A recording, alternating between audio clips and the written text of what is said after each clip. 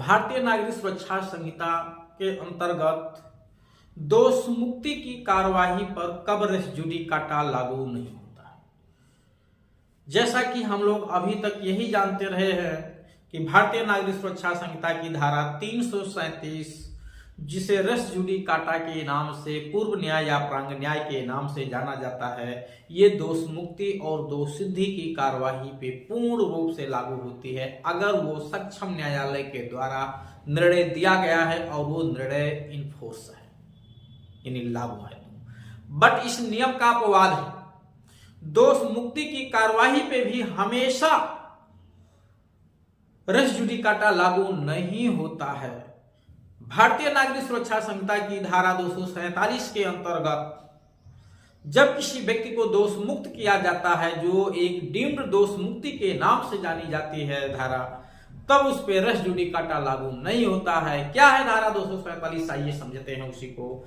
भारतीय नागरिक सुरक्षा संहिता की धारा 247, जो पुरानी संहिता की धारा 224 हुआ करती थी सीआरपीसी की, वो धारा कहती है जब किसी व्यक्ति पर एक से अधिक अपराध कारित किए जाने का आरोप है, जैसे मारपीट, गाली गलौज, धमकी का आरोप एक साथ लगा हुआ है, यानी मारपीट की भी धारा है, गाली गलौज की भी धारा है, धमकी की भी धारा है। मारपीट की धारा 115, धमकी की धारा 351, गाली गलौज की धारा 352।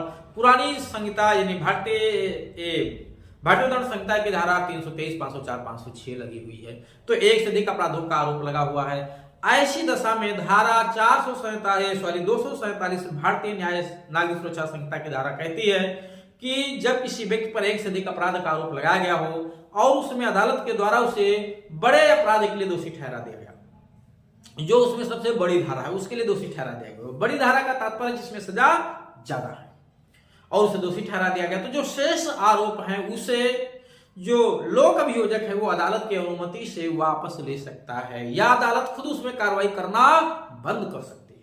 अगर अदालत ने खुद कार्रवाई करना बंद कर दिया या लोक अभियोजक ने अदालत की अनुमति से उसे वापस ले लिया, तो जो आरोप वापस लिए जाते हैं उन आरोपों के वापस लिए जाने का प्रभाव डीम्ड दोष मुक्ति होती है। क्या होती है? डीम्ड दोष मुक्ति। अभी डीम्ड शब्द यहां नहीं लिखा है, बट ये डीम्ड दोष मुक्ति ही है, ध्यान दीजिएगा।